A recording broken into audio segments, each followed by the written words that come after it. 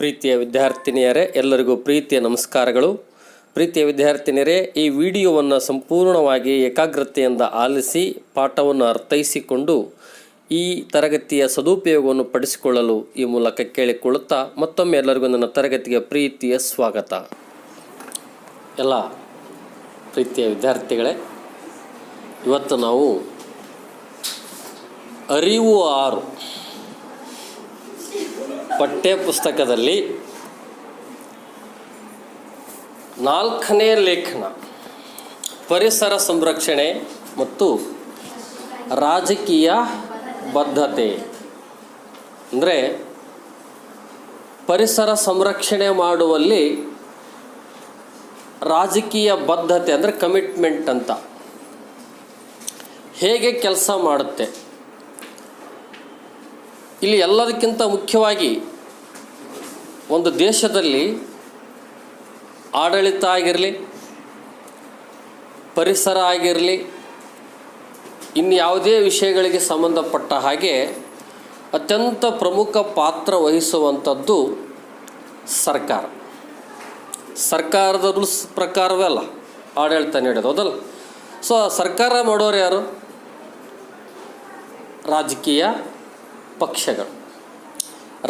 ಪಕ್ಷಗಳು. ಅಂದರೆ ಒಂದು ಬಹುಮತ ಪಡೆದಿರತಕ್ಕಂಥ ಒಂದು ಪಕ್ಷ ಸರ್ಕಾರದ ಜವಾಬ್ದಾರಿಯನ್ನು ವಹಿಸಿಕೊಂಡು ಏನು ಮಾಡ್ತೈತಿ? ಆಡಳಿತವನ್ನು ಮಾಡುತ್ತೆ. ಈ ರೀತಿ ಮಾಡುವಂಥ ಸಂದರ್ಭದಲ್ಲಿ ಆಶ್ವಾಸನೆಗಳನ್ನು ಕೊಟ್ಟಿರ್ತಾರೆ ನಮಗೆ. ನಾವು ಅಧಿಕಾರಕ್ಕೆ ಬಂದರೆ ಹೀಗೆ ಮಾಡ್ತೀವಿ, ಹಾಗೆ ಮಾಡ್ತೀವಿ, ಅದನ್ನು ಮಾಡ್ತೀವಿ, ಇದನ್ನು ಮಾಡ್ತೀವಿ ಅಂತ ತಿಳ್ಕೊಂಡು ಪಾಪ ಅವ್ರಿಗೆ ಏನೇನು ಕನಸು ಬಿದ್ದಿರುತ್ತೆ ಅದನ್ನೆಲ್ಲ ಹೇಳ್ತಾರೆ.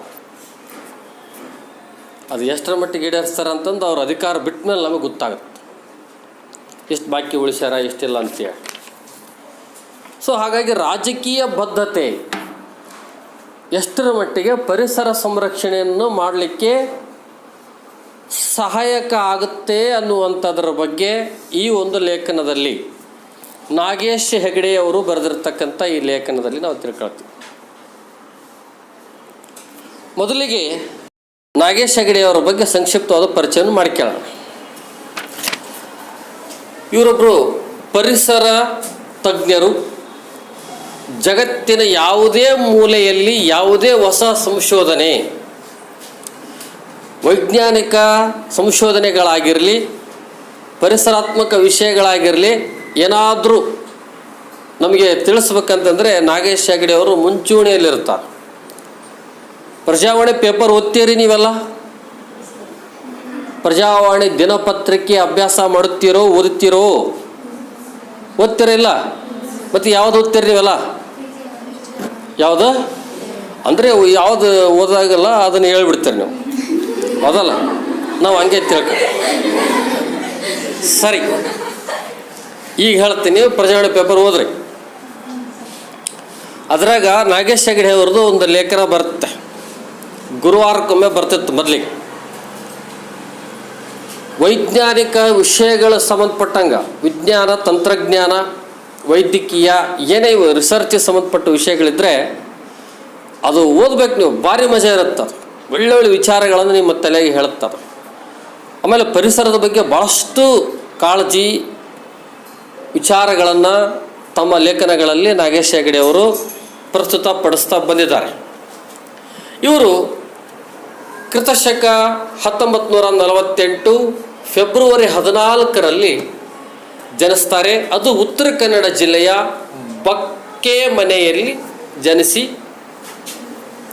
ಖರಗಪುರ IIT ಮತ್ತು ದಿಲ್ಲಿಯ ನೆಹರು ವಿಶ್ವವಿದ್ಯಾಲಯದಲ್ಲಿ JNU ಅಂತ ಕರಿತೀವಿ, ಅಲ್ಲಿ ಮಾಸ್ಟರ್ ಡಿಗ್ರಿ ಪಡಿತಾರೆ, ಅಂದರೆ ಸ್ನಾತಕೋತ್ತರ ಪದವಿಯನ್ನು ಪಡಿತಾರೆ.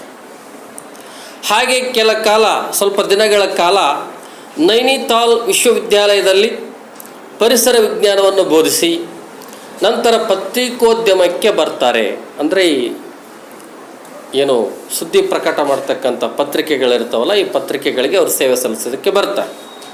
ನಾನು ಆಗಲೇ ಹೇಳಿದಾಗೆ ಪ್ರಜಾವಾಣಿಯಲ್ಲಿ ಸುಮಾರು 36 ವರ್ಷಗಳಿಂದ, ಪ್ರಜಾವಾಣಿ ಪತ್ರಿಕೆಯಲ್ಲಿ ಸುಮಾರು 36 ವರ್ಷಗಳಿಂದ ವಿಜ್ಞಾನ ಮತ್ತು ಪರಿಸರಕ್ಕೆ ಸಂಬಂಧಿಸಿದ ಅಂಕಣ ಬರಹಗಳನ್ನು, ಆರ್ಟಿಕಲ್ಸ್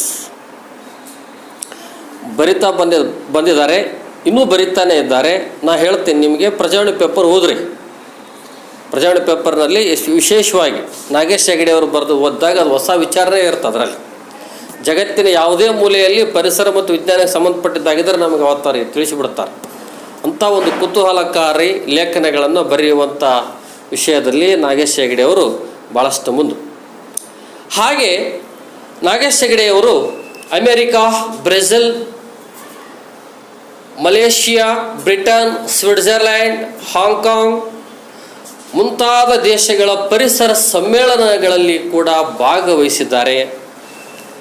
ಇವರು ಕೆಲವೊಂದು ಪ್ರಮುಖವಾದಂತಹ ಕೃತಿಗಳನ್ನು ಕೂಡ ಪ್ರಕಟಪಡಿಸಿದ್ದಾರೆ. ಇರುವುದೊಂದೇ ಭೂಮಿ, ಎರಡನೇದೆಲ್ಲದ್ರೈತ ಹೇಳ್ರಮ್ಮ, ಎರಡನೇದೆಲ್ಲದ್ರೈತ. ನಾವು ಮಿಕ್ಕಿದವರು ಮಂಗಳದಾಗ ಗಂಗಾಳ ಹಾಕಕ್ಕೆ ಹೊಂಟಿವಿ.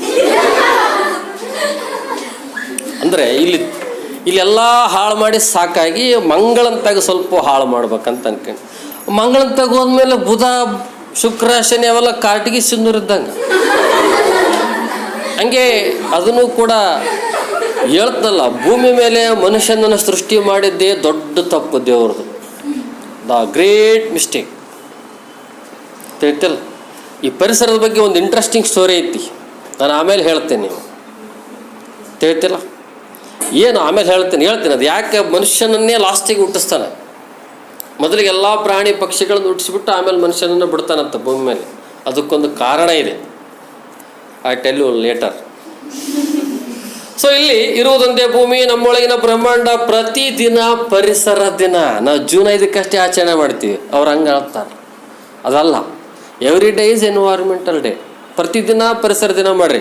ನೀವು ಜೂನ್ 5 ಅರಿವಿತ್ತೆ ನಿಮಗೆ ಪರಿಸರ ದಿನ ಅಂತೇಳಿ. ಯಾರು ಪ್ರತಿದಿನ ಪರಿಸರ ಅಂತ ತಿಳ್ಕೊತಾರೋ ಅವ್ರು ಪರಿಸರ ಉಳಿಸ್ತಾರ ಅಂತ ಅರ್ಥ. ನಾವು ಜೂನ್ 5 ಹೋಗಿ ಎಲ್ಲೇ ಒಂದು 4 ಗಿಡ ನೆಟ್ಟುಬಿಟ್ಟು ಬೇಲೆ ಹಾಕಿ ಒಂದು 4 ಚಮ್ ನೀರು ಹಾಕಿಬಿಟ್ರೆ ವರ್ಷ ಪೂರ್ತಿ ಅದನ್ನೇ ಹೇಳ್ಕೊಂತ ಅಡ್ಡಾಡ್ತೀವಿ. ಅದಲ್ಲ, ಅದು ಪರಿಸರ ಪ್ರೇಮ ಅಲ್ಲ. ಪ್ರತಿದಿನ ಪರಿಸರ ದಿನ ಆಚರಣೆ ಮಾಡಿರಿ ನೀವು. ಸೊ ಹಾಗೆ ಮುಂದುವರೆದು, ಗಗನ ಸಖಿಯರ ಸೆರಗ ಹಿಡಿದು ಹಳ್ಳಿ ಮುಕ್ಕ ಎಲ್ಲೆಲ್ಲಿ ಹೊಕ್ಕ, ಹಳ್ಳಿ ಮುಕ್ಕ ಎಲ್ಲೆಲ್ಲಿ ಹೊಕ್ಕ, ಅಭಿವೃದ್ಧಿಯ ಅಂಧಯುಗ, ನರಮಂಡಲ ಬ್ರಹ್ಮಾಂಡ, ಭೂಮಿ ಎಂಬ ಗಗನ ನೌಕೆ ಮುಂತಾದ 40ಕ್ಕೂ ಹೆಚ್ಚು ಪುಸ್ತಕಗಳನ್ನು ನಮ್ಮ ನಾಗೇಶ್ ಹೆಗಡೆ ಅವರು ಬರೆದಿದ್ದಾರೆ. ಜೊತೆಗೆ ಮಕ್ಕಳ ಸಾಹಿತ್ಯ, ವಿಜ್ಞಾನ ಸಾಹಿತ್ಯ, ಪರಿಸರ ಮತ್ತು ಪತ್ರಿಕೋದ್ಯಮದ ಕುರಿತಾಗಿ ಅನೇಕ ಪ್ರಶಸ್ತಿಗಳನ್ನು ಕೂಡ ಇವರು ಗಳಿಸಿದ್ದಾರೆ. ಪ್ರಜಾವಾಣಿಯಲ್ಲಿ ಸಹಾಯಕ ಸಂಪಾದಕರಾಗಿ ಕೂಡ ನಿವೃತ್ತಿ ಹೊಂದಿದ ನಂತರ ಇವರು ತಮ್ಮ ಸಾಹಿತ್ಯ ಎಲ್ಲ ಕ್ಷೇತ್ರಗಳಲ್ಲಿ ಇನ್ನೂ ತಮ್ಮ ಆಸಕ್ತಿಯನ್ನು ಉಳಿಸಿಕೊಂಡು ಬೆಳೆಸಿಕೊಂಡು ಬರ್ತಾ ಇದ್ದಾರೆ. ಪ್ರಜಾವಾಣಿಯಲ್ಲಿ ಸಹ ಸಂಪಾದಕರಾಗಿ ನಿವೃತ್ತಿಯನ್ನು ಹೊಂದಿದ ನಂತರವೂ ಕೂಡ ಬೆಂಗಳೂರಲ್ಲಿ ಇವರು ಒಂದು ಸಂಸ್ಥೆಯಲ್ಲಿ ಪತ್ರಿಕೋದ್ಯಮ ವಿಷಯದ ಕುರಿತಾಗಿ ವಿಸಿಟಿಂಗ್ ಪ್ರೊಫೆಸರ್ ಆಗಿ ಸೇವೆಯನ್ನು ಸಲ್ಲಿಸ್ತಿದ್ದಾರೆ. ಸಂದರ್ಶಕ ಪ್ರಾಧ್ಯಾಪಕರಾಗಿ ಸೇವೆಯನ್ನು ಇವತ್ತಿಗೂ ಕೂಡ ಸಲ್ಲಿಸ್ತಾ ಇದ್ದಾರೆ ಅಂತ ತಿಳ್ಕೊಂಡು ಹೇಳ್ತಾರೆ. ಸೊ ಇಲ್ಲಿ ಪರಿಸರ ಸಂರಕ್ಷಣೆ ಮತ್ತು ರಾಜಕೀಯ ಬದ್ಧತೆ, ನಾನು ಮೊದಲಿಗೆ ಹೇಳಿದೆ ನಿಮಗೆ ಒಂದು ಸ್ಟೋರಿ ಹೇಳ್ತಂತೇಳಿ. ದೇವರು ಯಾಕೆ ಮೊದಲಿಗೆ ಮನುಷ್ಯನನ್ನು ಬಿಡಲಿಲ್ಲ ಭೂಮಿ ಮೇಲೆ ಅಂತ ನಿಮಗೇನಾದ್ರೂ ಗೊತ್ತಾಯ್ತಾ? ಈ ಸ್ಟೋರಿ ಗೊತ್ತಾಯ್ತಾ? ಯಾರಿಗಾದ್ರೂ ಗೊತ್ತಾಯ್ತಿಲ್ಲ ಹೇಳ್ರಿ, ಮಾತಾಡ್ರಿ ಬೇವ, ಹಂಗೆ ಯಾಕೆ ಮಾಡ್ತೀರಿ? ಸರಿ, ದೇವರು ಬ್ರಹ್ಮ ಏನು ಮಾಡ್ದ? ಮೊದಲಿಗೆ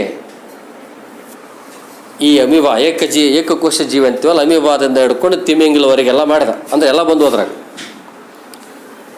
ಆನೆ, ಹುಲಿ, ಸಿಂಹ, ಕರಡೆ, ಚಿರತೆ, ಒಂಟೆ, ಜಿರಾಫೆ ಎಲ್ಲವೂ, ನಾಯಿ, ಕೋಗಿಲೆ, ಗಿಳಿ, ಮತ್ತು ಏನು ಬೆಕ್ಕು, ಪಕ್ಷಿಗಳು, ಜೇನುಗಳು ಎಲ್ಲವೂ ಸೃಷ್ಟಿ ಮಾಡಿಬಿಟ್ಟ. ಗಿಡ, ಮರ, ಬೆಟ್ಟ, ಗುಡ್ಡ, ಪರ್ವತ, ಸಾಗರ, ಸಮುದ್ರ, ಸರೋವರ, ಆಕಾಶ, ನಕ್ಷತ್ರ, ಭೂಮಿ, ಉಲ್ಕೆಗಳು, ಧೂಮಕೇತುಗಳು ಎಲ್ಲವೂ ಮಿಕ್ಸ್ ಮಾಡ್ಕೊಂಡು ಸೃಷ್ಟಿ ಮಾಡಿದ ಮೇಲೆ ಲಾಸ್ಟಿಗೆ ಮನುಷ್ಯನನ್ನು ಸೃಷ್ಟಿ ಮಾಡಿದ. ಮನುಷ್ಯನನ್ನು ಸೃಷ್ಟಿ ಮಾಡಿ ಆ ಮನುಷ್ಯ ಬಂದವಾಗ ಸುಮ್ಕೆ ತಿಳ್ಕೊಬೇಕಷ್ಟೆ. ಮನುಷ್ಯನನ್ನು ಮೊದಲಿಗೆ ಯಾಕೆ ಹುಟ್ಟಿಸ್ಲಿಲ್ಲ ದೇವರು ಅನ್ನೋದಕ್ಕೊಂದು ಟ್ವಿಸ್ಟ್ ಇದು. ಮನುಷ್ಯನನ್ನು ಹುಟ್ಟಿಸಿದ ಮೇಲೆ ಮನುಷ್ಯನನ್ನು ಕರೀತಾನೆ, ಬಾರೋ ಇಲ್ಲಿ. ದೇವ್ರು ಏನು ಮಾಡ್ತಾನೆ, ಮನುಷ್ಯನನ್ನು ಕರೆದ, ಬಾರೋ ಇಲ್ಲಿ ಕುಳು. ಕುಂತ. ಏನಪ್ಪ, ಹೇಗೆ ಕಾಣಿಸ್ತಾ ಇದೆ ಈ ಜಗತ್ತು, ವಿಶ್ವ, ಬ್ರಹ್ಮಾಂಡ ಅಂತ ಕೇಳ್ತಾನೆ. ನಿನಗೆ ಬುದ್ಧಿ ಇಲ್ಲ ಅಂತನೋ ಮನುಷ್ಯ ಒಮ್ಮಿದೊಮ್ಮೆಲೆ ದೇವರಿಗೆ ಡೈರೆಕ್ಟಾಗಿ, ನಿನಗೆ ಬುದ್ಧಿ ಇಲ್ಲ ಅಂದಿನಿ. ಯಾಕಪ್ಪ, ಏನಾಯಿತು? ಅದೇನದು? ಅದು ಆನೆಗೆ ಸೊಂಡಿಲಿಡ ಅಂತ ಯಾರು ಹೇಳಿದ್ದಾರೆ ನಿನಗಂತ ಕೇಳ್ತಾನೆ. ಆನೆಗೆ ಅಷ್ಟು ದೊಡ್ಡದಿಡ್ತಾರ ಸೊಂಡಿಲು? ಅಷ್ಟು ದೊಡ್ಡದಿಡಬಾರ್ದಾಗಿತ್ತು ಸೊಂಡಿಲು, ಸ್ವಲ್ಪ ಸಣ್ಣದಿಡಬೇಕಾಗಿತ್ತು. ಹೌದಾ, ಸರಿ. ಇನ್ನೊಂದು ಜರಾಫೆ ಬರ್ತದೆ. ಇದೇನಿದು? ಜರಾಫೆ ಇದು. ಅದ್ರ ಕುತ್ತಿಗೆ ಅಷ್ಟು ಉದ್ದ ಮಾಡಿದರೆ ಹೆಂಗೆ? ಅದು ಸ್ವಲ್ಪ ಸಣ್ಣದು ಮಾಡಬೇಕಾಗಿತ್ತು ನೀವು ಅಂತ ತಿಳ್ಕೊಂಡು ಹೇಳ್ತಾ. ಓ ಸರಿ ಬಿಡು, ಆಗಲಿ ಬಿಡಪ್ಪ ದಣೆ, ನೀವು ಹೇಳ್ದಂಗೆ ಕೇಳೋಣ, ಅದ್ರಾಗೇನು ಪಾಪ. ಒಂದು ನವಿಲು ಬರ್ತತೆ. ನವಿಲು ಬಂತು, ಅದೆಲ್ಲ ಹಿಂಗೆ ರೆಕ್ಕೆ ಬಿಚ್ಚಿ ಪಾಪ ಭಾಳ ಚಂದವಾಗಿ ಎಲ್ಲ ತೋರಿಸತ್ತೆ, ಎಲ್ಲ ಗರಿ ಎಲ್ಲ ತೋರಿಸ್ಬಿಟ್ಟು ಭಾಳ ಅದ್ಭುತ. ನವಿಲು ನೋಡಿರಲ್ಲ ನೀವೆಲ್ಲ, ಗರಿ ಬಿಚ್ಚಿ ಅದು ನೃತ್ಯ ಮಾಡೋದು. ಯಾವುದಿದು ಹಿಂಗೆ ಇರೋದು ಅಂತ ನಾವು ದೇವ್ರಿಗೆ ಎರಡು ಪಟ್ನ ಬಿಟ್ಬಿಡೋ ಸಿಟ್ಟು ಬಂದಿರುತ್ತೆ. ಮಗನೇ ನೀನು ಮಾತಾಡು, ಏನು ಮಾತಾಡ್ತಿದ್ದು ಮಾತಾಡು, ಆಮೇಲೆ ನೋಡೋಣ. ಇಷ್ಟೆಲ್ಲ ಆಯಿತು. ಆಮೇಲೆ ಒಂದು ಕೋಗಿಲೆ ಬರ್ತೈತಿ, ಭಾಳ ಮಧುರವಾಗಿ ಕುಹು ಕುಹು ಅಂತ ಹಾಡ್ತಿರ್ತದೆ. ಆ ಹಾಡುವಂಥ ಸಂದರ್ಭದೊಳಗಡೆಗೆ ಕೋಗಿಲೆ ಅಷ್ಟು ಚೆನ್ನಾಗಿ ಹಾಡ್ತೈತಿ, ಅದು ಎಷ್ಟು ಸಣ್ಣದು ಮಾಡಿದ್ದು, ಇಷ್ಟು ದೊಡ್ಡದು ಮಾಡೋಕ್ಕೆ ಬರಲ್ಲ ಅಂತನೋ ದೇವರಿಗೆ ಒಳ್ಳೆ ವಾ ವಾ ವಾ ವಾ ಆಯ್ತು ಬಿಡು, ನಿನಗೆ ಭಾಳ ಆಗೈತೆ ಆಯಿತು. ಅಷ್ಟರೊಳಗಡೆ ಒಂದು ಗಿಳಿ ಬರ್ತದೆ. ಗಿಳಿದು ಮುಂದೆ ಮೂಗು ಕೆಂಪಾಗಿರ್ತದೆ, ಹೌದಲ್ಲ, ಹಿಂದೆಲ್ಲ ಭಾಳ ಹಸಿರಿರ್ತದೆ. ನೋಡಿರಲಿ ಗಿಳಿ? ಸೊ ಇದು ಗಿಳಿ ಹಿಂಗೆ ಡೊಂಕೈತದ ಕೊಕ್ಕೆ ಹಿಂಗೆ ಸೀದಾ ಇಡಕ್ಕೆ ಏನಾಗೈತಿ ಹಿಂಗೆಲ್ಲ ಹೇಳ್ತಾನು. ಇದು ಗಿಡ, ಇದು ಮಾವಿನ ಹಣ್ಣಿದು. ಮಾವಿನ ಹಣ್ಣಿಂದು ಯಾರಾದ್ರೂ ಅಷ್ಟು ಹೈಟ್ ಇಡ್ತಾರೆ, ನೆಲ್ಲ ಸಿಗಂಗೆ ಮಾಡಬೇಕಾಗಿತ್ತು. ಆ ಕುಂಬಳಕಾಯಿ ಇದು ಇಷ್ಟು ದೊಡ್ಡದು ಕುಂಬಳಕಾಯಿ ಬೆಳ್ಳಿಯಾಗಿ ಇಡ್ತಿದ್ದಿ, ಈ ಸಣ್ಣದ ನೆಲ್ಲಿಕಾಯಿ ಇದು ಒಂದು ಗಿಡದಾಗ ಇಡ್ತಿದ್ದಿ. ಏನು ಮಾಡ್ತೀವಿ ಅಂತ ತಿಳ್ಕೊಂಡು ಅಂತಾನು. ಆಯಿತು, ಇಷ್ಟೆಲ್ಲ ಆದಮೇಲೆ ಹಾಗಾಗಿ ಹಿಂಗೆ ನೆಲದಾಗ ಓಡಾಡಂಗೆ ಮಾಡ್ತಿದ್ದಿ, ಅದು ನಡ್ಕೊಂಡು ಹೋಗಂಗೆ ಮಾಡ್ಬೇಕಾಗಿತ್ತು. ನೆಲದಾಗ ಮಾಡ್ಕೊಂಡಂಗೆ ಹೋದ್ರೇ ಮನುಷ್ಯರು ಬದುಕೋದು ಕಷ್ಟ ಆಯ್ತು. ಆಗಿನ ಕಾಲ ಚೋಳಿಗೆ ಯಾಕೆ ಕೊಂಡಿ ಇಟ್ಟು ಬರೀ ಇಂಥವೇ ಕ್ರಾಸ್ ಕ್ವಶನ್ ಯಾಕೆ ಅಂತ ಹೊಂಟವ. ಅವಾಗ ದೇವ್ರು ಕೇಳ್ಬಿಟ್ಟು ಹೇಳ್ತಾನೆ, ನೋಡಪ್ಪ ನಿನ್ನ ಅದಕ್ಕೆ ಲಾಸ್ಟಿಗೆ ಹುಟ್ಟಿಸಿದ್ದು. ಯಾಕೆ ಲಾಸ್ಟ್? ಮೊದಲಿಗೆ ನಿನ್ನೇನಾದರೂ ಹುಟ್ಟಿಸಿಬಿಟ್ಟಿದ್ರೆ ಇವು ಯಾವ ಬದುಕಕ್ಕೆ ಬಿಡ್ತಿದ್ದಿಲ್ಲ. ಬರೀ ಇಂಥ ಕ್ರಾಸ್ ಕ್ವಶನ್ ಹಾಕಿಬಿಟ್ಟು ಆನೆಯನ್ನು ಕೆಡಿಸಿಬಿಡ್ತಿದ್ದು, ಎಲ್ಲವನ್ನೂ ಕೆಡಿಸಿಬಿಡ್ತಿತ್ತು. ಅದಕ್ಕೆ ಎಲ್ಲರನ್ನೂ ಸೃಷ್ಟಿ ಮಾಡಿದ ಮೇಲೆ ನಿನ್ನನ್ನು ಸೃಷ್ಟಿ ಮಾಡೀನಿ, ಬದುಕಂಗಿದ್ರೆ ಬದುಕು, ಇಲ್ಲ ಸಾಯ್, ಇದ್ರ ಜೊತೆಗೆ ಹೊಂದ್ಕೊಂಡು ಬದುಕಂತ ತಿಳ್ಕೊಂಡು ಹೇಳ್ತಾನೆ. ಮನುಷ್ಯ ಯಾವುದನ್ನು ಇರೋದಕ್ಕೆ ಬಿಡೋದಿಲ್ಲ, ಎಲ್ಲದಕ್ಕೂ ಪೆಟ್ಟು ಕೊಡ್ತಾನೆ ಬರ್ತಾನೆ. ಅವನಿಗೆ ಒಂದೇ ಒಂದು ದೊಡ್ಡ ವರ ಏನಂತಂದರೆ ಬುದ್ಧಿಶಕ್ತಿ ಭಾಳ ಐತಿ. ಆ ಬುದ್ಧಿಶಕ್ತಿಯನ್ನು ಇನ್ನೊಬ್ಬರಿಗೆ ಟ್ರಾನ್ಸ್ಫರ್ ಮಾಡೋ ಲ್ಯಾಂಗ್ವೇಜ್ ಐತಿ. ಇವೆರಡು ಅವನಿಗೆ ಇರೋ ದೊಡ್ಡ ಲಾಭ. ಅಂದರೆ ಈ ಬುದ್ಧಿಶಕ್ತಿ ಮತ್ತು ಭಾಷೆ ಎರಡೂ ಇರದೇ ಇದ್ದರೆ ಅವನು ಇವತ್ತು ಯಾವ ಪ್ರಾಣಿಯಾಗಿ ಯಾವ ಕಾಡಿನಾಗಿ ಹೆಂಗೆ ಓಡಾಡ್ತಿದ್ನೋ ಏನು. ಹೌದಲ್ಲ ಹೇಳ್ತಾರದು ಅರ್ಥ ಆಗುತ್ತಾ ನಿಮಗೆ? ಬೆಕ್ಕಿಗೂ ಬುದ್ಧಿಶಕ್ತಿ ಐತಿಲ್ಲ? ಬೆಕ್ಕಿಗೂ ಒಂದು ಇರುವೆಗೂ ಕೂಡ ಬುದ್ಧಿಶಕ್ತಿ ಐತಿ. ನೀವು ಅಲ್ಲಿ ಬೇಕಾದ್ರೆ ಬೆಲ್ಲ ಅಥವಾ ಸಕ್ಕರೆ ಚೆಲ್ರಿ, ಇಲ್ಲಿದ್ದ ಅಲ್ಲಿಗೆ ಹೋಗುತ್ತದು. ಇಲ್ಲಿದ್ದ ಅಲ್ಲಿಗೆ ಹೋಗುತ್ತಂದ್ರೆ ಮತ್ತೆ ಅದಕ್ಕೆ ಕರು ಇರೋದಂಗೆ ಇರುತ್ತ. ಆದ್ರೆ ಅದಕ್ಕಷ್ಟೇ ಗೊತ್ತಿರ್ತದು. ಇನ್ನೊಂದು ಪ್ರಪಂಚಕ್ಕೆ ಇನ್ನೊಂದು ಕಡೆಗೆ ಇರ್ತಕ್ಕಂಥ ಜೀವಿಗೆ ಅದನ್ನು ಮುಟ್ಸೋಕ್ಕಾಗೋದಿಲ್ಲ. ಹಿಂಗಾಗಿ ಅದು ಫೇಲ್ಯೂರ್ ಆಗ್ತದೆ ಪಾಪ. ಇಂಥ ಬುದ್ಧಿಜೀವಿ ಮನುಷ್ಯನಿಗೆ ಈ ಭಾಷೆ ಗೊತ್ತಾಗಿ ಇದ್ರ ಮುಖಾಂತರ ಪ್ರಪಂಚದಾದ್ಯಂತ ತನ್ನ ಅಸ್ತಿತ್ವ, ತನ್ನ ಅಧಿಕಾರ ಉಳಿಸ್ಲಿಕ್ಕೆ ಹೋಗಿ ತನ್ನ ಭೋಗ ಜೀವನ, ಮನುಷ್ಯ ವಿಲಾಸಿ ಜೀವನ ಮಾಡ್ಬೇಕಂತಾರೆ. ವಿಲಾಸಿ ಅಂದರೆ ಲಕ್ಸರಿ ಲೈಫ್ ಲೀಡ್ ಮಾಡ್ಬೇಕಂತಾರೆ. ನೋಡ್ರಿ, ಆದಿಮಾನವ ಮೊದಲಿಗೆ ಹೆಂಗಿದ್ದ ಹೇಳ್ರಿ? ಜಸ್ಟ್ ಯಾವುದೋ ಒಂದು ಕಲ್ಲಿಂದು ಹಿಂಗೆ ಚೂಪಿಗೆ ಮಾಡ್ಕೊಂತಾನೆ, ಅದನ್ನು ತೊಗೊಂಡು ಹುಲ್ಲಿಗೋ ಅಥವಾ ಯಾವುದೋ ಪ್ರಾಣಿಗೆ ಹೋಗಿರ್ತಾನೆ, ಅದು ಸತ್ತು ಬಿದ್ದರೆ ತಿಂತಾನೆ, ಇಲ್ಲೊಂದಪ್ಪರ್ ಬೆನ್ನ ಎತ್ಕೊಂಡು ಹೋಗ್ತಾನೆ. ಯಾವುದೋ ಒಂದು ಗಿಡದ ತೊಗಟೆ ಸುತ್ತಕೊಳ್ತಾನೆ, ಯಾವುದೋ ಒಂದು ಗಿಡದ ಪೊಟರೆಯಲ್ಲಿ ಮಳೆ ಗಾಳಿಯಿಂದ ರಕ್ಷಣೆ ಪಡ್ಕೊಳ್ತಾನೆ, ಗುಹೆಯಲ್ಲಿ ಕಲ್ಲಿನ ಬುಡಕೋ ಎಲ್ಲೋ. ಇವತ್ತೇನೈತಿ? ಒಬ್ಬ ಮನುಷ್ಯ ಬರೀ ಗಂಡ ಹೆಂಡತಿ ಒಂದು ಮಗು ಐತಂತಂದರೆ 20 ರೂಮಿಂದ ಮನೆ ಕಟ್ಸ್ಕೊಂತ ನಾವು ಸತ್ತು ಹುಡ್ಕಕ್ಕೆ 1 ತಾಸು ಆಗಿರ್ಬೇಕು. ಅಥವಾ ಕಳ್ರಿ ಯಾವ್ದಾರ ರೂಮ್ನಾಗ ಒಕ್ಕೊಂಡ್ರಂದ್ರೆ ಅವನಿಗೆ ಹುಡ್ಕಕ್ಕೆ 1 ತಾಸು ಆಗಿರ್ಬೇಕು. ಅಷ್ಟೊತ್ತಿಗೆ ಕಳು ಮಾಡ್ಕೊಂಡು ಹೋಗಿರ್ಬೇಕು. ಅವಶ್ಯಕತೆ ಐತಾ ಇದು? ಸ್ವಲ್ಪ ಆಲೋಚನೆ ಮಾಡ್ರಿ. ನಾವು ಮನುಷ್ಯನಿಗೆ ಎಲ್ಲ ಸಿಕ್ಬಿಡ್ತೀಗ.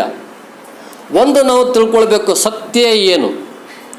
ಇರೋದು ಒಂದೇ ಭೂಮಿ, ನಮಗೆ ಪರಿಸರ, ಈ ಎಲ್ಲ ನಮಗೆ ಬದುಕೋದಕ್ಕೆ ಏನು ಅವಕಾಶಗಳು ಅನುಕೂಲಗಳು ಬೇಕು ಭೂಮಿ ಮೇಲೆ ಮಾತ್ರ ಇರೋದೊಂದು ಭೂಮಿ. ಏನು ಭೂಮಿ 700 ಕೋಟಿ ಜನಸಂಖ್ಯೆಯನ್ನು ಮೇಂಟೈನ್ ಮಾಡಬೇಕು. 700 ಕೋಟಿ ಜನಸಂಖ್ಯೆ ಐತಿ ಭೂಮಿ ಮೇಲೆ ಇವತ್ತು. ಹಾಗಾಗಿ ಪ್ರಕೃತಿ ಅಥವಾ ಪರಿಸರ ತನ್ನ ಸಮತೋಲನವನ್ನು ಕಳ್ಕೊಳ್ತಾ ಇದೆ. ಇದೇ ರೀತಿಯಾಗಿ ಮುಂದುವರೆದರೆ ಕೆಲವೊಂದು ಮುಂದಿನ ಪೀಳಿಗೆಗೆ ಕೆಲವೊಂದು ಪರಿಸರದ ಚಿತ್ರಗಳನ್ನು ನಾವು ಅಥವಾ ಪರಿಸರದ ಚಿತ್ರಣವನ್ನು, ಪ್ರಾಣಿಗಳನ್ನು ನಾವು ತೋರಿಸಲಿಕ್ಕೆ ಆಗೋದೇ ಇಲ್ಲ. ಹಾಗಾದರೆ ಈ ಪರಿಸರವನ್ನು ಉಳಿಸಬೇಕು ಅನ್ನುವಂಥ ಒಂದು ಸಂಕಲ್ಪ ಮಾಡಬೇಕಾಗಿದ್ದು ಸರ್ಕಾರಗಳು. ನಾವು ಏನು ಮಾಡಲಿಕ್ಕಾಗತ್ತೆ? ನಮ್ಮ ಕೈಲಿ ಏನು ಮಾಡಲಿಕ್ಕಾಗತ್ತೆ? ಒಂದು 4 ಗಿಡಗಳನ್ನು ನೆಡ್ಬೋದು. ಬೇಡ ಸಾಲು ಮರದ ತಿಮ್ಮಕ್ಕ ಮಾಡಿದ ಹಾಗೆ, ತುಳಸಿ ಗೌಡ ಅವರು ಮಾಡಿದ ಹಾಗೆ, ಬೇರೆ ಬೇರೆ ಪರಿಸರ ಪ್ರೇಮಿಗಳು ಮಾಡಿದ ಹಾಗೆ ಒಂದು ಸ್ವಲ್ಪ ಅರಣ್ಯವನ್ನು ಬೆಳೆಸ್ಬೋದು. ಇಷ್ಟು ಮಂದಿಯಲ್ಲಿ ನೋಡ್ರಿ, ಕರ್ನಾಟಕದಾಗ ಸುಮಾರು 6 ಕೋಟಿ ಜನಸಂಖ್ಯೆ ಐತಿ. ಈ ಥರ ಇದ್ದವ್ರು ಎಷ್ಟು ಜನ ಅದಾರ? ಒಂದು 10-12 ಜನ ಸಿಗ್ಬೋದು ನಮ್ಗೆ. ಅಷ್ಟ ಸಾಕನ? ಅವ್ರಷ್ಟ ಹೌದಲ್ಲ? ಹಾಗಾಗಿ ಇದು ಪ್ರತಿಯೊಬ್ಬರ ಜವಾಬ್ದಾರಿ ಆಗುವಂಥ ರೀತಿಯಲ್ಲಿ ಸರ್ಕಾರ ಹೇಳ್ತದೆ ಅಷ್ಟೇ. ಏನಂತ ಹೇಳ್ತೈತಿ? ಪರಿಸರ ಉಳಿಸ್ರಿ, ಪರಿಸರ ಉಳಿಸ್ರಿ ಅಂತ ಹೇಳುತ್ತೆ. ಆದರೆ ಬದ್ಧತೆ ಅನ್ನುವಂಥದ್ದು ಯಾರಿಗಿರಬೇಕು? ಮೊದಲಿಗೆ ಸರ್ಕಾರಕ್ಕೆ ಇರಬೇಕು, ರಾಜಕೀಯಕ್ಕೆ ಇರಬೇಕು. ಇವತ್ತು ಸರ್ಕಾರ ಏನು ಮಾಡ್ತೈತಿ? ಒಂದು ಕಡೆ ಪರಿಸರ ಉಳಿಸ್ರಿ ಅಂತ ಹೇಳ್ತೈತೆ, ಇನ್ನೊಂದು ಕಡೆಗೆ ಕೈಗಾರಿಕೆ ಬೆಳೆಸ್ರಿ ಅಂತ ತಿಳ್ಕೊಂಡು ಹೇಳ್ತೈತೆ, ಮತ್ತೊಂದು ಕಡೆಗೆ ಉದ್ಯೋಗ ಸೃಷ್ಟಿ ಮಾಡ್ಬೇಕಂತ ಹೇಳ್ತದೆ, ಇನ್ನೊಂದು ಕಡೆಗೆ ಮಾಹಿತಿ ತಂತ್ರಜ್ಞಾನ IT ಇಂಪ್ರೂವ್ಮೆಂಟ್ ಮಾಡ್ಬೇಕಂತೈತೆ. ಇವೆಲ್ಲ ಮತ್ತು ಇನ್ನೊಂದು ಕಡೆಗೆ ಅಂತತಿ ನಗರಗಳ ಅಭಿವೃದ್ಧಿ ಮಾಡ್ಬೇಕಂತ ಹೇಳುತ್ತೆ. ಇವೆಲ್ಲ ಮಾಡೋದ್ರೊಳಗಡೆಗೆ ಪರಿಸರ ಹೆಂಗೆ ಉಳಿತೈತಿ? ಮತ್ತು ಪರಿಸರ ಉಳಿಯೋದಿಲ್ಲ. ಒಂದು ನಗರವನ್ನು ಅಭಿವೃದ್ಧಿ ಮಾಡಬೇಕಾದ್ರೆ, ಮನೆಗಳನ್ನು ಕಟ್ಟಬೇಕಾದ್ರೆ, ಕೈಗಾರಿಕೆಗಳನ್ನು ಸ್ಥಾಪನೆ ಮಾಡಬೇಕಾದ್ರೆ ಇಲ್ಲಿ ಆಕಾಶದಾಗ ಅಂತರಿಕೆಯಲ್ಲಿ ನಿಲ್ಲಿಸ್ತಾರೆ. ನೀವು ಫ್ಯಾಕ್ಟ್ರಿನ ಎಲ್ಲಿ ಸ್ಥಾಪನೆ ಮಾಡ್ಬೇಕು? ನಾವು ಭೂಮಿ ಮೇಲೆ ಮಾಡ್ಬೇಕಲ್ಲ. ಹಾಗಾದರೆ ಇದ್ದಂಥ ಭೂಮಿಯಲ್ಲಿ ಇರ್ತಕ್ಕಂಥ ಅರಣ್ಯವನ್ನು ನಾಶ ಮಾಡಬೇಕು, ಅಲ್ಲಿ ಫ್ಯಾಕ್ಟ್ರಿ ಹಾಕ್ಬೇಕು. ಹಾಗಾದ್ರೆ ರಾಜಕೀಯಕ್ಕೆ ಏನಿಲ್ಲ ಅಂತ ಅರ್ಥ ಆಯ್ತು? ಬದ್ಧತೆ ಇಲ್ಲ, ಕಮಿಟ್ಮೆಂಟ್ ಇಲ್ಲ. ಹಾಗಾದರೆ ಪರಿಸರ ಸಂರಕ್ಷಣೆ ಹೇಗಾಗ್ತದೆ? ಈ ಹಿನ್ನೆಲೆಯಲ್ಲಿ ನಾವು ನಾಗೇಶ್ ಹೆಗಡೆ ಅವರ ಈ ಲೇಖನವನ್ನು ಅಭ್ಯಾಸ ಮಾಡಬೇಕು. ಅರ್ಥ ಆಗ್ತದೆ? ಕೆಲವು ವರ್ಷಗಳ ಅದಕ್ಕೆ ಕೆಲವೊಂದು ಲೇಖಕರು ನಾಗೇಶ್ ಹೆಗಡೆ ಅವರು ಕೆಲವೊಂದು ಉದಾಹರಣೆಗಳನ್ನು ಕೊಡ್ತಾ ಬರ್ತಾರೆ. ಏನು ರಾಜಕೀಯ ಬದ್ಧತೆ? ಯಾಕೆ ಇವತ್ತು ಪ್ರಪಂಚದಾದ್ಯಂತ, ಇದು ಕರ್ನಾಟಕದ ಸಮಸ್ಯೆ ಅಲ್ಲ, ಕೇವಲ ಭಾರತದ ಸಮಸ್ಯೆ ಅಲ್ಲ. ಇವತ್ತು ನಮ್ಮ ವಿಶ್ವದಲ್ಲಿ, ಇಡೀ ಜಗತ್ತಿನಲ್ಲಿ ಶ್ರೀಮಂತ ರಾಷ್ಟ್ರಗಳಿದ್ದಾವೆ. ಆ ಶ್ರೀಮಂತ ರಾಷ್ಟ್ರಗಳು ಯಾವ ರೀತಿಯಾಗಿ ಪರಿಸರವನ್ನು, ತಮ್ಮ ದೇಶದ್ದಲ್ಲ ಬೇರೆ ದೇಶದ ಪರಿಸರವನ್ನು ಹೇಗೆ ಬಳಕೆ ಮಾಡಿಕೊಳ್ತಾರ ಅನ್ನುವಂಥದ್ದು ಚಿತ್ರಣಗಳನ್ನು, ಉದಾಹರಣೆಗಳನ್ನು ನಮಗೆ ಲೇಖಕರು ತಿಳಿಸ್ತಾ ಬರ್ತಾರೆ. ಒಟ್ಟಾರೆಯಾಗಿ ಜಾಗತಿಕ ರಾಜಕೀಯ ಬದ್ಧತೆ ಬೇಕು, ರಾಷ್ಟ್ರೀಯ ರಾಜಕೀಯ ಬದ್ಧತೆಯೂ ಬೇಕಿದು. ಪರಿಸರ ಉಳಿಬೇಕಾದ್ರೆ ಸ್ಟ್ರಿಕ್ಟ್ ರೂಲ್ಸ್ ಬೇಕಾಗ್ತೈತಿ, ಫಾಲೋ ಮಾಡಬೇಕದನ್ನು. ಸುಮ್ಕೆ ರೂಲ್ಸ್ ತಂದೆ ನಾನು ತಿಳಿತೇನೆ. ಏನು ಮಾಡ್ತಾರಂತಂದರೆ, ದೊಡ್ಡ ದೊಡ್ಡ ಸ್ಮಗ್ಲರ್ಸ್ಗಳಿಗೆ ಫಾರೆಸ್ಟ್ ಬಿಟ್ಬಿಡ್ತಾರೆ. ಪಾಪ ಮನೆಯಾಗ ಅಡುಗೆ ಮಾಡೋಕೆ ಒಂದು 4 ಕಟ್ಟಿಗೆ ತಗೊಂಬಂದ್ರೆ ಅವರು ಜೈಲಿಗೆ ಹಾಕ್ತಾರೆ. ಇಂಥ ಪರಿಸ್ಥಿತಿ ಒಳಗಡೆಗೆ ಏನಾಗುತ್ತೆ? ಪರಿಸರ ಹೇಗೆ ಉಳಿಲಿಕ್ಕೆ ಸಾಧ್ಯ ಐತಿ? ನಾವು ತಿಳ್ಕೊಳ್ತೀವಿ, ಅಲ್ರಿ ಗಿಡ ಒಂದು 4 ಕಡಿದ್ರೆ ಮತ್ತೆ 4 ಗಿಡ ಬೆಳಿತಾವೆ, ಅದೇನು ಸಮಸ್ಯೆ ಇಲ್ಲ. ನಾವು ಅಂದ್ಕೊಂಡು ಬರೀ ಗಿಡ ಮರಗಳ ನಾಶ ಆದರೆ ಪರಿಸರ ಅಷ್ಟೇ, ಗಿಡ ಮರಗಳಷ್ಟೇ ಹೋಗ್ತವೆ, ಏನಾಗಲ್ಲ ಅಂತ ತಿಳ್ಕೊಂಡು. ಆ ಪರಿಸರದಲ್ಲಿ ಜೀವ ವೈವಿಧ್ಯತೆ ಅಂತ ಇರುತ್ತೆ. ಬರೀ ಗಿಡ ಮರಗಳನ್ನು ಕಡಿತೀವಿ ನಾವು ಅಷ್ಟೇ, ಆದರೆ ಆ ಗಿಡ ಮರಗಳು ಆ ಅರಣ್ಯದಲ್ಲಿ ಆ ಗಿಡ ಮರಗಳು ಅಷ್ಟೇ ಇರೋದಿಲ್ಲ, ಜೀವ ವೈವಿಧ್ಯತೆ ಅಲ್ಲಿ ಆ ಪರಿಸರಕ್ಕೆ ಹೊಂದ್ಕೊಂಡು ಸಾವಿರಾರು ಜೀವಿಗಳು ಬದುಕ್ತಾ ಇರ್ತಾವೆ. ಅವುಗಳಿಗೆಲ್ಲ ಅಲ್ಲಿ ಏನಾಗುತ್ತೆ? ಬದುಕೋದಕ್ಕೆ ಕಷ್ಟ ಆಗುತ್ತೆ. ಇವೊಂಥರ ಚೈನ್ ಸಿಸ್ಟಮ್ ಇದು. ಒಂದಕ್ಕೆ ಸಮಸ್ಯೆ ಆಯ್ತಂದರೆ ಮತ್ತೊಂದಕ್ಕೆ ಪ್ರಾಬ್ಲಮ್ ಕೊಡ್ತಾನೆ ಬರ್ತಾ ಇರ್ತಾವೆ. ಇದೆಲ್ಲ ಆಗಬಾರ್ದಂದರೆ ಜಾಗತಿಕವಾಗಿ ರಾಜಕೀಯ ಬದ್ಧತೆಯಿಂದ ಪರಿಸರ ಉಳಿಸೋದಕ್ಕೆ ಪ್ರಯತ್ನ ಮಾಡಬೇಕು ಅನ್ನುವಂಥ ಆಶಯ ಈ ಒಂದು ಲೇಖನದಲ್ಲಿ ನಾವು ಕಾಣ್ತೀವಿ. ಕೆಲವು ವರ್ಷಗಳ ಹಿಂದೆ ಆಗ್ರಾದ ತಾಜ್ ಮಹಲ್, ಆಗ್ರಾ ನೋಡಿರಿ, ಕೇಳಿರಿ, ತಾಜ್ ಮಹಲ್ ಎಲ್ಲೈತಿ? ಭೂಮಿಯ ಮೇಲೆ. ಅದು ಭಾರತದಲ್ಲಿ ಆಗ್ರಾ ಅನ್ನುವಂಥ ಸ್ಥಳ ಇದೆಯಲ್ಲ, ಊರಿದೆಯಲ್ಲ, ಅಲ್ಲಿ ಇದೆ. ಆಗ್ರಾದ ತಾಜ್ ಮಹಲಿನ ಕುರಿತಾದ ವಾರ್ತೆಯೊಂದು ದೇಶದ ಎಲ್ಲ ಪ್ರಮುಖ ಪತ್ರಿಕೆಗಳಲ್ಲಿ ಬಿಡುಗಡೆ ಆಯಿತು. ಏನಿತ್ತು ಅದರಲ್ಲಿ? ಆ ಆಗ್ರಾದ ತಾಜ್ ಮಹಲ್ ಅಂತ ನಿಮಗೆಲ್ಲ ಗೊತ್ತೈತಿ. ತಾಜ್ ಮಹಲ್ ಯಾರು ಕಟ್ಟಿದ್ದು? ಲೇಬರ್ ಕಟ್ಟಿದ್ದು. ಕಟ್ಟಿಸಿದ್ದು ಯಾರು? ಶಹಜಹಾನ್. ನೋಡ್ರಿ, ತಾಜ್ ಮಹಲ್. ಅದು ತಾಜ್ ಮಹಲಿನ ವಿಶೇಷತೆ ಏನಂತ ನಿಮಗೆಲ್ಲ ಗೊತ್ತು. ಜಗತ್ತಿನಲ್ಲಿಯೇ ಅದ್ಭುತಗಳಲ್ಲಿ ಒಂದು ಯಾವುದು? ತಾಜ್ ಮಹಲ್. ಅಷ್ಟು ಬ್ಯೂಟಿಫುಲ್, ವಂಡರ್ಫುಲ್ ಐತದು. ಅದ್ರದ್ದು ನಿರ್ಮಾಣ ಅಮೃತ ಶಿಲೆ ಅಂತ ಹೇಳ್ತೀವಿ ನಾವು. ಏನದು? ಅಮೃತ ಶಿಲೆ. ಕಲ್ಲುಗಳು ಎಷ್ಟು ವೈಟ್ ಇದಾವೆ, ನಮ್ಮ ಮುಖ ಕಾಣುತ್ತೆ ಅದರಲ್ಲಿ. ಒಂಥರ ತಾಜ್ ಮಹಲ್ ಮುಂದೆ ನಿಂತ್ಕೊಂಡ್ರೆ ಯಾವುದೋ ಮಂಜು ಆವರಿಸ್ಕೊಂಡಂಗಂತೆ ಇದೆ ಅಂತ ಅನಿಸ್ಬೋದು ನಮ್ಗೆ. ಆ ರೀತಿ ಅನಿಸುತ್ತೆ. ಅಥವಾ ಹಾಲಿಂದ ಮಾಡ್ಯಾರ ಏನಪ್ಪ ಅನಿಸ್ತಿರುತ್ತೆ. ಅಷ್ಟು ಬೆಳ್ಳಗೈತಿ, ಹೌದಲ್ಲ? ಅಷ್ಟು ಸುಂದರವಾಗೈತಿ. ಅಂಥ ತಾಜ್ ಮಹಲಿನ ಕುರಿತು ಕೆಲವು ದಿನಗಳಿಂದ ಒಂದು ಪತ್ರಿಕೆಯಲ್ಲಿ ಲೇಖನ ಬಂದಿತ್ತಂತೆ. ಆ ತಾಜ್ ಮಹಲಿನ ಸುತ್ತ ವಾಯು ಮಾಲಿನ್ಯ ಉಂಟು ಮಾಡುವ ಎಲ್ಲ 300 ಉದ್ಯಮಗಳನ್ನು ಮುಚ್ಚುವಂತೆ ಸರ್ವೋಚ್ಚ ನ್ಯಾಯಾಲಯ ಆದೇಶ ಹೊರಡಿಸಿತ್ತು. ತಾಜ್ ಮಹಲ್ ಯಾವ ನದಿಯ ದಂಡೆಯ ಮೇಲೆ ಇದೆ? ಯಾವ ನದಿ? ದುರ್ಗಮ್ನಳ್ಳ. ಯಾವುದು? ಯಮುನಾ ನದಿ. ಯಾವ ನದಿ? ಯಮುನಾ ನದಿ. ಈ ಯಮುನಾ ನದಿ ಇದೆಯಲ್ಲ, ದೆಹಲಿ ನಮ್ಮ ರಾಷ್ಟ್ರದ ರಾಜಧಾನಿ ಅಲ್ಲ. ದೆಹಲಿ ಅತ್ಯಂತ ದೊಡ್ಡ ಊರು ಮತ್ತು ರಾಜಧಾನಿ. ಅಲ್ಲಿ ಸುಮಾರು 300 ಕೈಗಾರಿಕೆಗಳಿದಾವಂತೆ. ಎಷ್ಟು? 300 ಕೈಗಾರಿಕೆಗಳಿದಾವೆ. ಈ 300 ಕೈಗಾರಿಕೆಗಳನ್ನು ಬಂದ್ ಮಾಡಬೇಕಂತೇಳಿ ಸರ್ವೋಚ್ಚ ನ್ಯಾಯಾಲಯ, ಸುಪ್ರೀಂ ಕೋರ್ಟ್ ಆರ್ಡರ್ ಮಾಡ್ತದೆ. ಆ ತಾಜ್ ಮಹಲಿನ ಸುತ್ತ 300 ಫ್ಯಾಕ್ಟ್ರಿಯಿಂದ ಏನೇನಾಗುತ್ತೆ ಗೊತ್ತೈತೆ ನಿಮಗೆಲ್ಲ. ಏನೇನು ಚಲೋ ಇರ್ತೈತಿ ಅದೆಲ್ಲ ಹಾಳಾಗಿ ಹೋಗತ್ತಂತ. ನದಿಯಾಗಿರಗಲದು ಗಟ್ರ ಆಗ್ತೈತಿ. ಗಟ್ರ ಅಂದ್ರೆ ಗೊತ್ತಲ್ಲ, ಚರಂಡಿ. ನದಿಯಾಗಿರೋದಿಲ್ಲ, ಚರಂಡಿಯಾಗಿ ಹೋಗ್ತದೆ. ಯಾಕಂದ್ರೆ ಎಲ್ಲ ಫ್ಯಾಕ್ಟ್ರಿದು ವೇಸ್ಟೇಜ್ ಯಾವುದಕ್ಕೆ ಬಿಡ್ತಾರ? ನದಿಗೆ ಬಿಡ್ತಾರ. ಒಂದು ಫ್ಯಾಕ್ಟ್ರಿ ಎಲ್ಲ ನೀವು ಸ್ವಲ್ಪ ಊಹೆ ಮಾಡ್ಕೊಳ್ರಿ. ಎಷ್ಟು ಫ್ಯಾಕ್ಟ್ರಿ? 300 ಫ್ಯಾಕ್ಟ್ರಿ ಇದಾವೆ. ಆ 300 ಫ್ಯಾಕ್ಟ್ರಿ ವೇಸ್ಟೇಜನ್ನು ಯಾವುದಕ್ಕೆ ಬಿಡ್ತೀವಿ? ನದಿಗೆ ಬಿಡ್ತೀವಿ. ಅದು ಹೋಗಲಿ. ಅದು ಬಿಟ್ಟರೆ ಏನಾಗುತ್ತೆ? ನೀರು ಕಲುಷಿತ ಆಗುತ್ತೆ, ಮನುಷ್ಯರು ಕುಡಿಯೋಕ್ಕಾಗಲ್ಲ. ಕುಡಿದ್ರೆ ಯಾವುದರ ಬ್ಯಾನಿ ಶುರುವಾಚಿಗೆ ಬಿಡ್ತಾವೆ.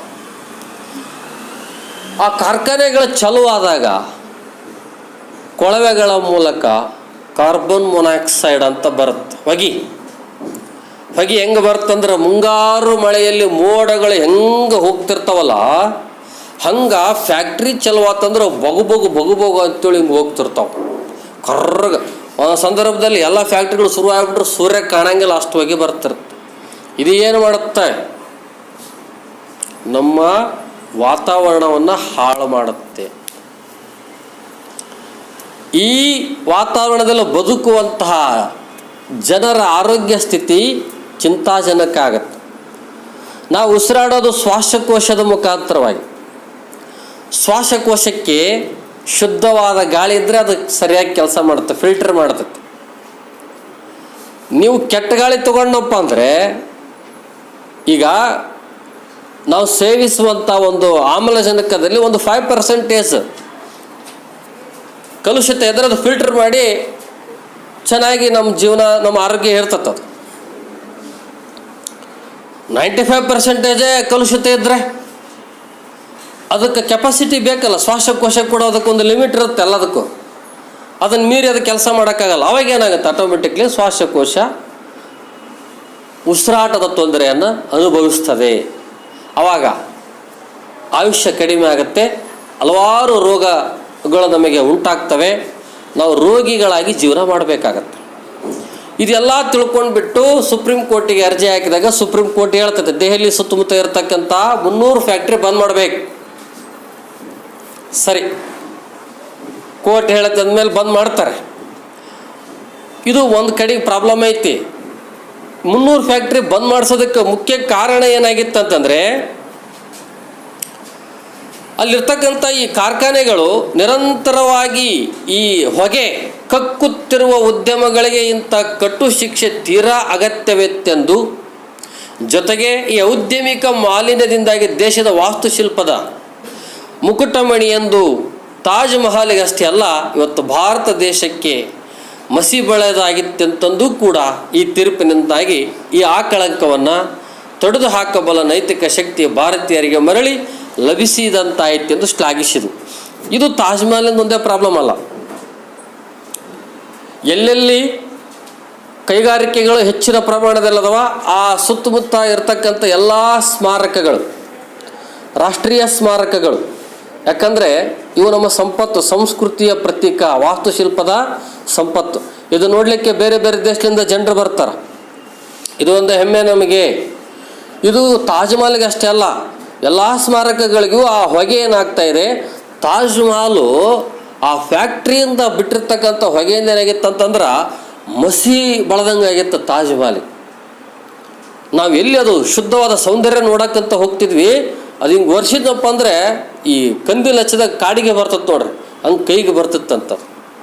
ಅಂದರೆ ಎಷ್ಟರ ಮಟ್ಟಿಗೆ ಅದು ವಾಯು ಮಾಲಿನ್ಯ ಆಗಿದೆ, ಎಷ್ಟರ ಮಟ್ಟಿಗೆ ಅದು ಕಲುಷಿತವಾಗಿದೆ. ನಾವು ತಾಜ್ ಮಹಲನ್ನು ಒರೆಸಿದೀವಿ ಬಿಡ್ರಿ, ಅದು ಸ್ವಚ್ಛ ಮಾಡ್ತೀವಿ. ನಮ್ಮ ಶ್ವಾಸಕೋಶ ಗಟ್ಟಿಗಿರ್ತಕ್ಕಂಥ ಕಾಡಿಗೆ ತೆಗೆದಂಗೆ ಬ್ಲಾಕ್ ಹಾಕಿ ಅಂತ ಹೋಗುತ್ತದ.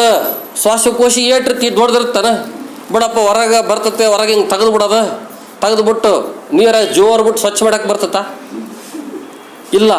ಅದು ಇರೋದು ಇಟ್ಟು ದ್ರಾಕ್ಷಿ ಹಣ್ಣಿನ ಗೊಂಚಲು ನೋಡ್ರಿ, ದ್ರಾಕ್ಷಿ ಹಣ್ಣಿನ ಗೊಂಚಲು ನೋಡ್ರಿಲ್ಲ, ಹಂಗಿರ್ತದ. ದ್ರಾಕ್ಷಿ ಹಣ್ಣಿನ ಗೊಂಚಲದ ಹಂಗೆ ಇರ್ತದೆ ಶ್ವಾಸಕೋಶ. ಅದ್ರಾಗೆಲ್ಲ ಕಾಡಿಗೆ ಕುಂತ್ಕೊಂಡ್ರೆ, ಈ ಕಾರ್ಬನ್ ಕುಂತ್ಕೊಂಡ್ರೆ ಉಸಿರಾಡೋದು ಬಂದಾಗತ್ತೆ, ತೇಕಬೇಕಾಗತ್ತೆ, ಅಸ್ತಮಾ, ಉಸಿರಾಡೋಕ್ಕಾಗಲ್ಲ, 10 ಹೆಜ್ಜೆ ನಡೆಯೋಕ್ಕಾಗಲ್ಲ, ಒಂದು ಕೆಲಸ ಮಾಡೋಕ್ಕಾಗಲ್ಲ, ಇತ್ಲ ಸಾಯೋಂಗಿಲ್ಲ, ಇತ್ಲ ಬದುಕುವಂಗಿಲ್ಲ. ಆ ಮಟ್ಟಕ್ಕೆ ಬಂದು ಮುಡ್ತೀವಿ. ಅಷ್ಟರ ಮಟ್ಟಿಗೆ ಭಯಾನಕವಾಗಿ ಆ ಕಾರ್ಖಾನೆಗಳೇನು ಮಾಡ್ತಾ ಇದ್ವು, ಹೊಗೆಯನ್ನು ಬಿಡ್ತಾ ಇದ್ವು. ಇಲ್ಲೇ ನೋಡ್ರಿ, ನಮ್ಮ ಗಂಗಾವತಿ ಒಳಗಡೆಗೆ ರೈಸ್ ಮಿಲ್ ಚಲವಾತಂತಂದ್ರೆ ನೀವು ಕಂಪ್ನಿಯಿಂದ ಬರೋರಿಗೆ ನಿದ್ದೆ ಮಾಡ್ತಾ ಕುಂತ್ರೆ ಗಂಗಾವತಿ ಬಂದಿದ್ದು ಒಂದೇಟಿಗೆ ಗೊತ್ತಾಗ್ತದೆ ಇಲ್ಲ, ಕಣ್ಣು ಮುಚ್ಚಿದ್ರು ಕೂಡ ಗೊತ್ತಾಗುತ್ತೆ. ಈ ಕಡೆ ಕಾಟಿಗೆ ಸಿದ್ದಾಪುರ ಕಡೆಯಿಂದ ಬರೋರಿಗೆ ಗಂಗಾವತಿ ಬಂದಿದ್ದು ಜಲ್ದಿ ಗೊತ್ತಾಗುತ್ತೆ, ಮಲಗಿದ್ರು ಕೂಡ ಗೊತ್ತಾಗುತ್ತೆ ಗಂಗಾವತಿ ಬಂತು ಎದ್ದಾಳ್ರಪ್ಪ ಅಂತ ಹೇಳ್ತಾರೆ. ಯಾಕಂದರೆ ಆ ಒಂದು ಗಂಗಾವತಿ ಎಂಟ್ರೆನ್ಸ್ ಆದ ಕೂಡಲೇ, ಮಿಲ್ಗಳು ಸ್ಟಾರ್ಟ್ ಆದ ಕೂಡಲೇ ಅಲ್ಲಿದು ವಾತಾವರಣದ ಸಿಚುವೇಶನ್ ಬೇರೆ ಇರ್ತೈತಿ.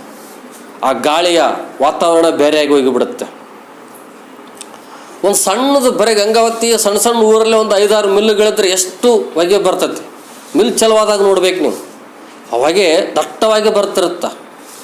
ಇನ್ನು 300 ಫ್ಯಾಕ್ಟ್ರಿ ಇರ್ತಕ್ಕಂಥ ದೆಹಲಿ ಪರಿಸ್ಥಿತಿ ಏನಾಗಿರ್ಬಾರ್ದು. ಕೊನೆಗೆ ಆ ತೀರ್ಪು, ಸುಪ್ರೀಂ ಕೋರ್ಟ್ ತೀರ್ಪು ಕೊಟ್ಟ ಮೇಲೆ ಏನಾಗುತ್ತೆ, ಅಂತರೂ ನಮ್ಮ ಸ್ಮಾರಕಗಳು ಉಳ್ಕೊಂಡ್ವು, ಇವುಗಳಿಗೆಲ್ಲ ಬೀಗ ಆಯಿತು, ಪರಿಸರ ಶುದ್ಧ ಆಗತ್ತಂತ ನಿಟ್ಟು ಉಸಿರು ಬಿಟ್ಟಿವು. ನಾವೆಲ್ಲ ಪರಿಸರ ಉಳಿಸ್ಕೋಬೇಕು ನಾವು. ಇದು ಒಂದು ಸಮಸ್ಯೆ ನೋಡ್ರಿ, ಹೆಂಗೈತಿ ಇದು, ಭಾರಿ ಮಜಾ ಐತಿ, ಇದು ತಿಳ್ಕೊಬೇಕು ನಾವಿಲ್ಲಿ. ಫ್ಯಾಕ್ಟ್ರಿ